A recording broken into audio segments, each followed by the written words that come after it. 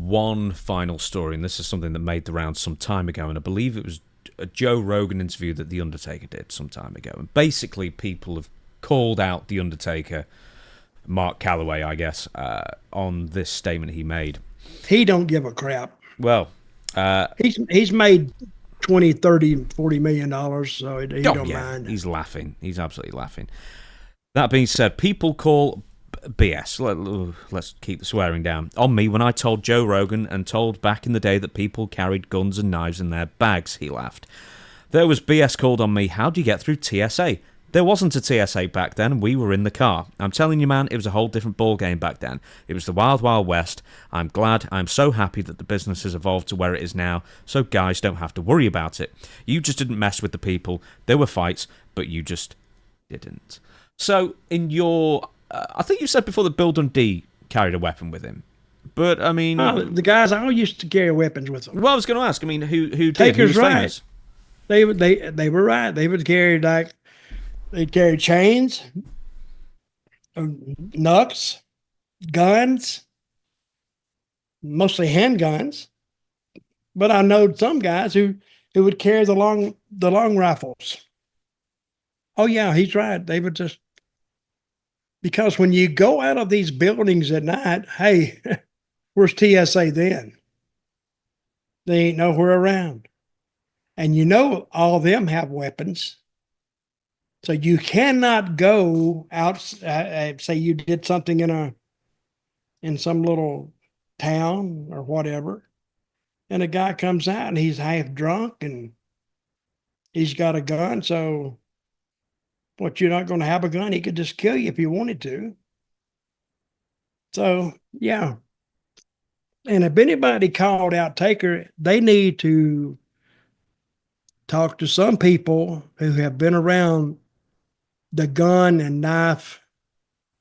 I mean, it used to be just a regular thing that you carried a gun with you and just put it in the bottom of your bag. You didn't have to, all you were going to do is when you got in the car that day, or your car, you had your bag in there and you had a gun stuck down in the side of it with the safety on.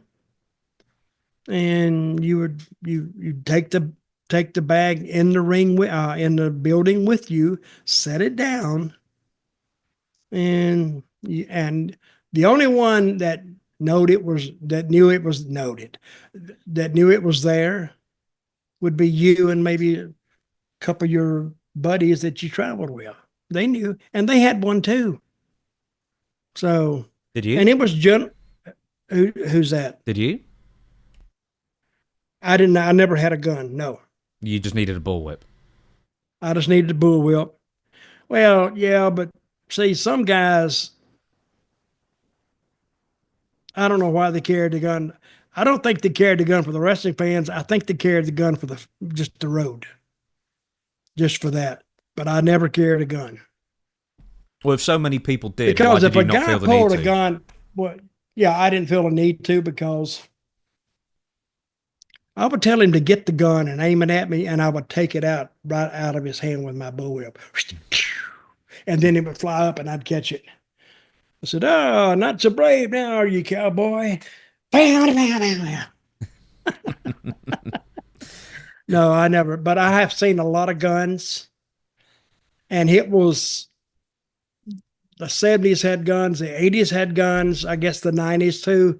But where it was more prevalent is the 60s. Now I'm going back a long way now. And then I don't know about the 50s. I never heard. I didn't even know anybody who worked in the 50s really. But a lot of guys had guns. So, and a lot of guys had guns because the other guys had guns. They saw that, so he went and got them a gun. What was the territory with the most wrestlers packing heat then? Everyone seems to have a gun. All the southern territories, all of them. Florida, Georgia, Carolinas, Tennessee, Texas. Because you'd have to look at what kind of culture you were traveling in. Everybody else had a gun. And this is not necessarily for the wrestling fans. It's the culture you were riding around in. So A lot of guys had guns, a lot of them. But unless you saw in their bag whether they had a gun or not, you'd never know. Did you ever experience an incident where someone got their gun out, to scare fans away or some other reason? Apart from Dave Schultz shooting at, hawks or whatever, down the road. David had his out about twice a week. I'm trying to think. I remember the Assassins, Tom and Jody. They always had a gun, always. Because the reason they had it, of course, they wore that hood. People were afraid of them. And a lot of times they took the guns because people would throw things at their cars.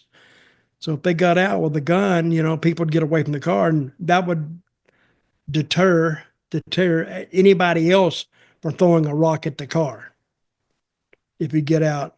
And a lot of those old time heels and a lot of the baby faces had guns. It was just hell. You walk in there, it was like a damn. You'd need an anti-gun zone to keep it from filling up with guns, because everybody. I would say out of back in the 70s, if you had 10 guys or 12 guys in the dressing room, 5, 6 of them have guns. Were there any weird weapons that people carried, like a single-shot musket, or like a medieval mace, like that ball with a spike on it? Yeah, the mace never did catch on, really. No, it catch on your skin. I'm sure. I'm saying, but it never caught to where people would have that. I think they would be embarrassed by having to use mace. And I've seen it, but it wasn't very prevalent. I was thinking of a mace rather than like pepper spray. Like the one. That's what I'm saying. It's like a handle with a chain, and then it's a metal ball with spikes on it. That'd be really, really interesting. Now you're talking about a whole different thing. Yeah, I'm talking about medieval. I'm talking medieval implements. No, I war. did not. I don't even think the guys would even know what you were talking about. No, right then. Okay. But the mace, the spray and mace. But I've actually thought of that. I really would. Yeah, I'm surprised that not more people carried that around with them, because it seems fairly easy, to conceal and explain away. I think mace now. I mean, I don't even think mace was even invented back in those days. You ever think about that? Mm. That's when we would throw things in people's eyes.